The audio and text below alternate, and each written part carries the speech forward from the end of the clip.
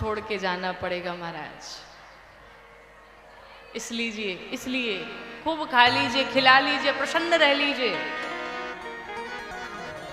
महाराज दशरथ के मन में जैसे ही ये विचार आया, कल पर टाल दिया, हम कल करेंगे अभिषेक, और पूरी रात में होनी बदल गई। पूरी रात में सब बदल गया। महाराज दशरथ ने तीर्थों से जल मंगाया और जल मंगा करके अभिषेक की पूरी तैयारी की गई। पूरे अयोध्या का श्रृंगार कराया गया, सजाया गया। अयोध्या दुल्हन की तरह सज गई। कल भगवान राम का राज्याभिषेक होगा, कल भगवान राम का राज्याभिषेक होगा। पूरे समाज में, पूरी अयोध्या में शोर मच गया। सब प्रसन्न हैं आज अयोध्या में, लेकिन एक मंथरा ऐसी है जो प्रसन्न नहीं है। और पहुंच गई कहां पर? कैकेयी मैया के पास। जाकर के मां कैकेयी से कहती है, महलों में पड़े पड़े सिर्फ आराम ही करोगी? अरे तुम्हें खबर भी है क्या चल रहा है? महाराज दशरथ महाकपटी हैं। मां कैकेयी कहती है, तेरी जुबान खींच लूंगी अगर महाराज को कपटी बोला तो। मैया को फिर प्रेम आया। मैया ने कहा, एक बात बता, तुझे किसी ने कुछ कहा है क्या? क्यों इतनी क्रोध में, क्या हो गया है? मंथरा कहती है, जिस कौशल्या को तुम सीधी सादी कहती हो, महाराज है तो सौत ही, और सौत चाहे जितनी भी सीधी हो वो होती है टेढ़ी। तुम्हारे रहते हुए तुम्हें लगता है कि महाराज तुम्हें सबसे अत्यधिक प्रेम करते हैं, लेकिन वो सबसे अत्यधिक प्रेम कौशल्या को करते हैं। उसका परिणाम ये हुआ कि कल प्रातः होते ही राम राजा बनेंगे। आपको बताऊं, मेरी माँ कैकेयी ने जैसे ही सुना कि मेरे राम कल राजा बनने वाले हैं, माँ कैकेयी नाचने लगी खुशी से। निकाले सोने के हार दे डाले, दासियों को बुला करके लगे दान करने, बधाइयां देने। मंथरा, मेरे जीवन का सबसे बड़ा दिन कल है। मुझे नहीं लगता इससे ज्यादा मेरे जीवन में कभी खुशियां आ सकती हैं।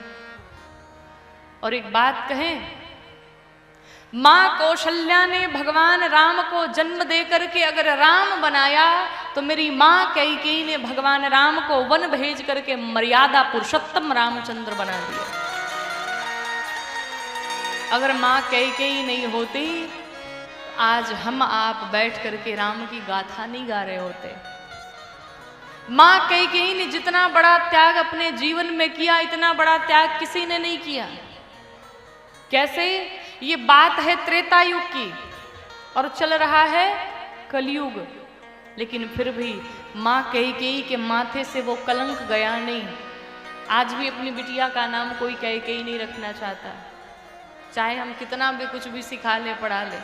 कोई रखेगा क्या? कोई नहीं रखेगा।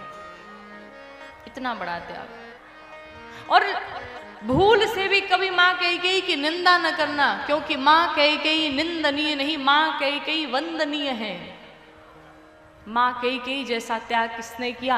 अरे जिसका प्रमाण मेरे प्रभु श्री राम दे रहे हैं चित्रकूट में जाकर के। मां कैकेयी से कहते हैं, मां, मेरी मां कैकेयी को जो दोष देगा, दोष दे जननी जड़ते ही जे गुरु साधु सभा नहीं तेई। मेरी मां कैकेयी को दोष वही देगा जिसने कभी गुरु का सानिध्य नहीं पाया होगा, जो जड़वत होगा, जो मूर्ख होगा, जो अपने माता पिता की सेवा नहीं किया होगा। तो जिसका प्रमाण स्वयं भगवान श्री राम दे रहे हैं, फिर हम आप कौन होते हैं मां कैकेयी को भला बुरा कहने वाले? भगवान राम से जितना प्रेम मां कैकेयी करती, उतना प्रेम कोई नहीं करता।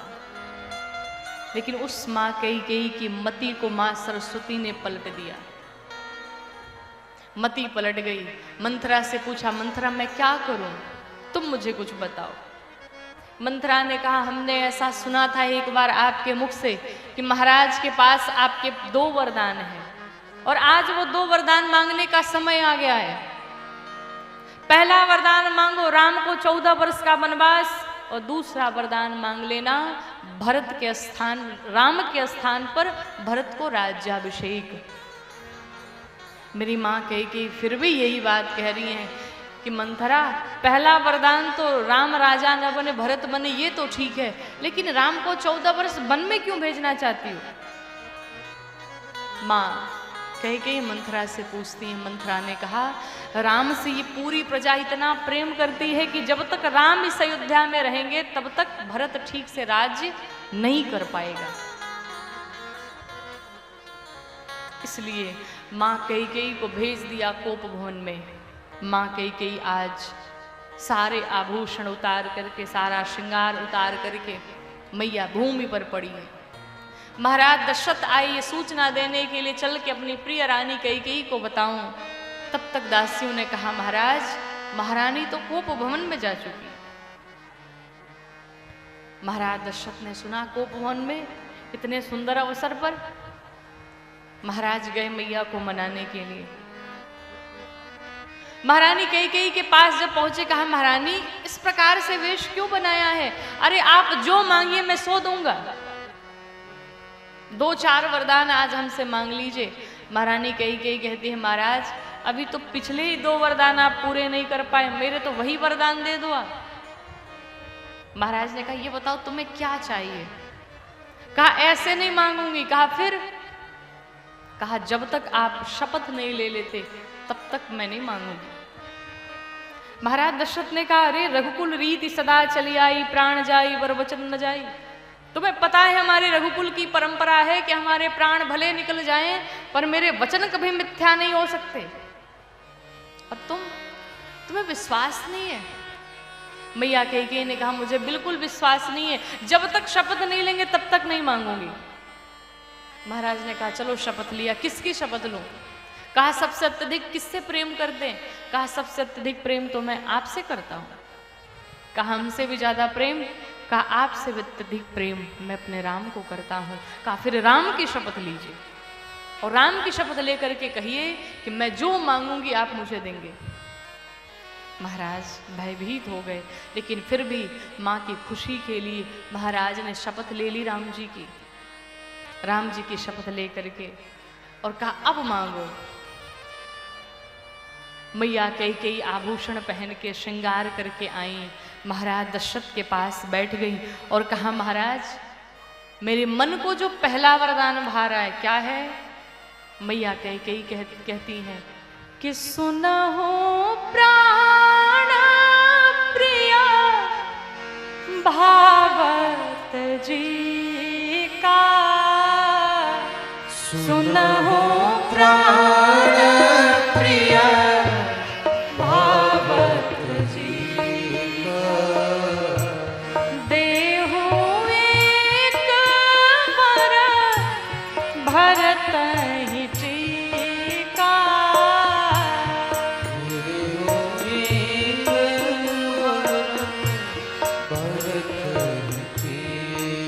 मैया कैकेयी कहती, महाराज मेरे मन को जो पहला वरदान भा रहा है वो ये है कि राम के स्थान पर भरत राजा बने। महाराज ने कहा, कोई बात नहीं, दिया तुम्हें, जाओ। दूसरा वरदान मांगने से पहले माँ कैकेयी भी भयभीत हो गई, हाथ जोड़ के खड़ी हो गई।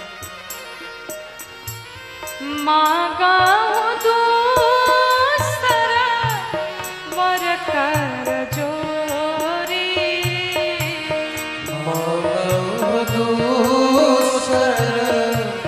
वर कर जोरी, पुरबाहु नाथ मनोरथ मोरी, पुरबाहु नाथ मनोरथ मोरी, तापस वेश विशेष उदासी, तापस वेश विशेष उदासी। मैया कैकेयी हाथ जोड़ के खड़ी हो गई, कहा, प्रभु मेरे मन को जो दूसरा वरदान भा रहा है वो ये है कि तपस्वियों के वेश में उदासीन व्रत धारण करके।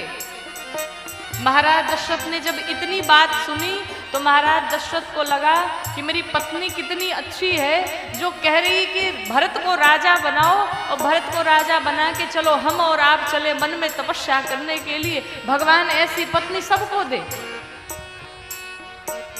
अभी तो इतनी बात सुनी थी लेकिन जैसे ही कानों में दूसरी बात मैया कैकेयी ने बोल दी, क्या बोला? 14 बरिस राम बनवासी, 14 बरिस राम बनवासी। महाराज दशरथ ने कहा, क्या बोला क्या बोला, जरा एक बार फिर से दोहराओ। कहा, महाराज उदासीन व्रत धारण करके राम 14 वर्ष के लिए वन में जाएंगे। महाराज दशरथ, जिस प्रकार से चंद्रमा से उसका अमृत निचोड़ लिया जाए, चंद्रमा भूमि पर पड़ जाए, उस प्रकार से महाराज दशरथ आज एक घायल शेर की भांति भूमि पर पड़ गए। सुनी मृदु बचना भूप ही अशोक, सुनि मृदु बचना भूप प्रिय शोक,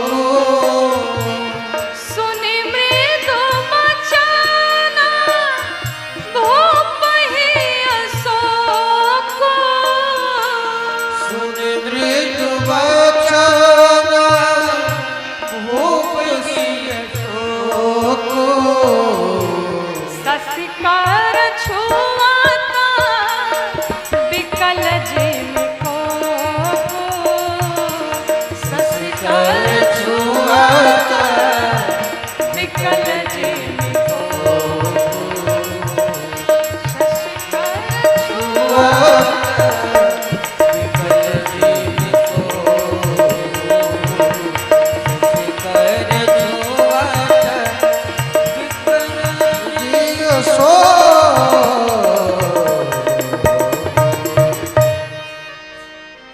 महाराज दशरथ भूमि पर गिर गए। कहा, महारानी, पहला वरदान जो मांगा तुमने कि भरत को राजा बनाओ, मैंने दिया, लेकिन जो दूसरा वरदान तुमने मांगा वो मत मांगो हमसे। क्यों? अगर दूसरा वरदान मैंने पूर्ण किया, राम 14 वर्ष के लिए वन में अगर चले गए तो मेरे प्राण नहीं बचेंगे, मैं मर जाऊंगा। महारानी कैकेयी और कठोर हो गई। कहा, महाराज, अगर कल प्रातः काल होते ही राम वन को गए तो आप मरेंगे, और अगर वन को नहीं गए तो मैं मरूंगी। हम दोनों में से किसी एक का मरना तय है, आप मरे या हम मरे। और मैं तो कहती हूं महाराज, आप ही मर जाओ तो ज्यादा अच्छा होगा। क्यों?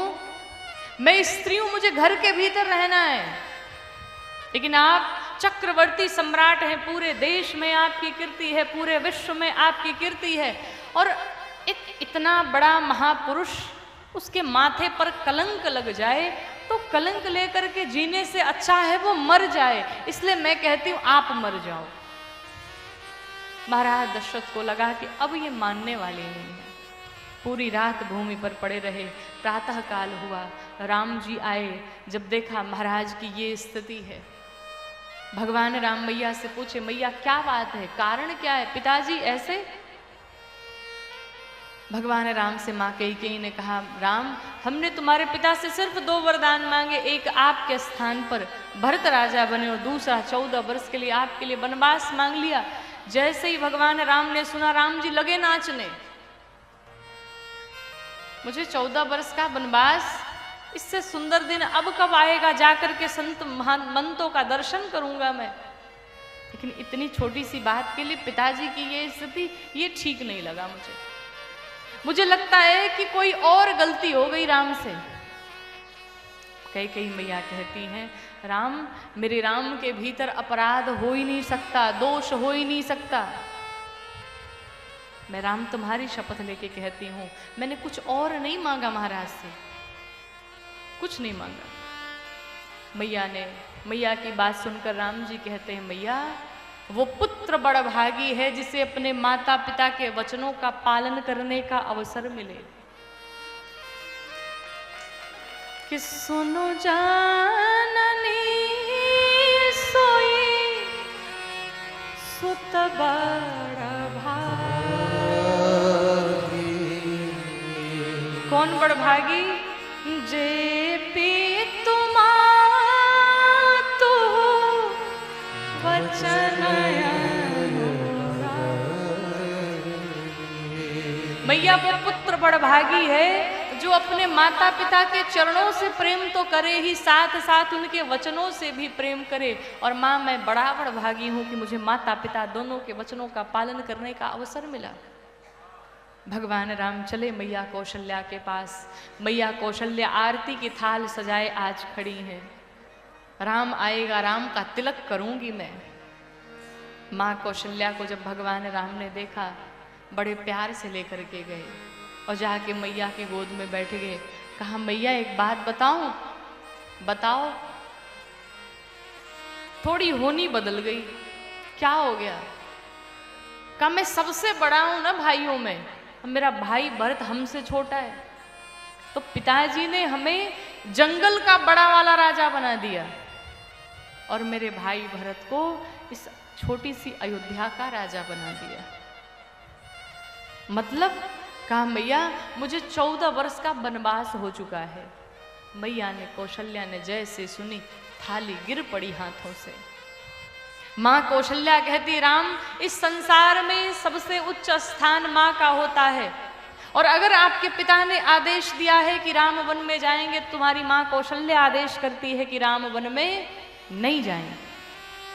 लेकिन पिता के साथ साथ अगर तुम्हारी माँ कैकेयी का भी आदेश हो गया हो तो मैं कहती तुम शीघ्र वन में जाओ। ये है माँ कौशल्या का चरित्र। जिसका लाडला, जिसका दुलारा 14 साल के लिए वन में जा रहा हो, वो माँ कहती है तुम शीघ्र वन में जाओ, तुम्हारे माता पिता दोनों की आज्ञा हो चुकी है। यूं ही नहीं, भगवान माँ कौशल्या के अंक से जन्म ले लेते हैं। अपार चरित्र है माँ कौशल्या का, करुणा की भंडार है माँ कौशल्या। जानकी मैया ने जब ये खबर सुनी, मैया आई, प्रभु आप वन में जा रहे हैं? भगवान ने कहा, जानकी मैं वन में जा रहा हूँ, लेकिन आप यहाँ रहना, सबकी सेवा करना, सबसे प्रेम करना, सबका ख्याल रखना। मैं नहीं तो मेरे स्थान पे तुम रहना। मैया जानकी ने कहा, प्रभु मैं भी आपके साथ में जाऊंगी, मैं अयोध्या नहीं रुक सकती। भगवान ने कहा, नहीं तुम्हें रहना होगा यहाँ पे। मैया जानकी ने कहा, प्रभु अगर मुझे साथ नहीं ले जाना चाहते तो आपको एक दिन रुकना पड़ेगा। भगवान ने पूछा क्यों? कहा, मैं जब मर जाऊंगी तो मेरा अंतिम संस्कार कौन करेगा? मेरे प्राण चले जाएंगे, प्रभु मेरा अंतिम संस्कार करके ही आप जाइए। मैया की इन बातों को सुन करके भगवान राम ने स्वीकृति दी। राम जी सीता मैया दोनों तैयार हुए। लक्ष्मण जी चले आए। भैया आप वन में जा रहे हैं? भगवान ने कहा, मैं वन में जा रहा हूं, लेकिन भरत अभी नया नया राजा बनेगा, एक काम करो तुम उसका ख्याल रखना, तुम सब भाई मिल करके पिताजी का ख्याल रखना, उनका स्वास्थ्य ठीक नहीं है। लक्ष्मण जी तुरंत बोल पड़े, कौन सा भाई, कौन सी बहन, कौन से पिता, कौन सी माँ, कौन सी अयोध्या, कौन सी प्रजा, कौन सा राजा, मैं किसी को नहीं जानता। मैं सिर्फ अपने भैया को जानता हूँ, मैं सिर्फ अपने राम को जानता हूँ, दुनिया में और किसी को नहीं जानता मैं। राम जी ने कहा, एक काम करो, जाओ पहले मैया सुमित्रा से पूछ के आओ, मैया सुमित्रा अगर आज्ञा दे दे तो चलना। लक्ष्मण जी गए मैया सुमित्रा के पास, तुरंत पांवों को स्पर्श किया और निकल पड़े। क्यों? कहीं मैया पूछ न ले कहाँ जा रहे हो, कहीं मना न कर दे। सुमित्रा मैया ने बड़े प्यार से बुलाया लक्ष्मण जी को, लक्ष्मण इधर आओ। कहाँ जा रहे हो? कहा, मैं वन में जा रहा हूँ भैया की सेवा में। सुमित्रा मैया ने तुरंत कह दिया, आज के बाद से मुझे माँ मत कहना। लक्ष्मण जी रो पड़े। कहा, मैया जिस बात का डर था कि मेरी माँ मुझे मना कर देगी, आज तुमने वही कर दिया, तुम कहती हो मुझे माँ न कहना। मैया सुमित्रा ने कहा, लाला अभी तक तुम अपनी माँ को ही नहीं समझ पाए। क्यों? मेरे कहने का अर्थ ये है कि आज के बाद तुम्हारी माँ सीता है, तुम्हारे पिता राम हैं। आज के बाद इस माँ को तुम भूल जाना, आज के बाद से उस पिता को तुम भूल जाना। स्वप्न में भी कभी अयोध्या का दर्शन न करना, स्वप्न में भी कभी अपने माता पिता का दर्शन न करना, स्वप्न में भी कभी अपनी पत्नी को याद न करना। लक्ष्मण जी ने कहा, मैया ये संभव कैसे है? दिन में तो मैं जब तक जगा रहा हूं मैं किसी को याद नहीं करूंगा, लेकिन सोते समय अगर स्वप्न आ गया तो स्वप्न पर किसका वश है? लेकिन फिर भी अगर मैं अपनी माँ को वचन दे रहा हूं तो जाओ। लक्ष्मण आज ये प्रण करता है अपनी माँ के सामने कि लक्ष्मण आज से 14 वर्ष तक सोएगा ही नहीं, न सोएगा न स्वप्न में माता पिता अयोध्या पत्नी किसी का भी दर्शन नहीं करूंगा। और लक्ष्मण जी 14 वर्ष तक सोए ही नहीं। ये लक्ष्मण जी का त्याग है भगवान राम के लिए। 14 वर्ष तक सोए नहीं।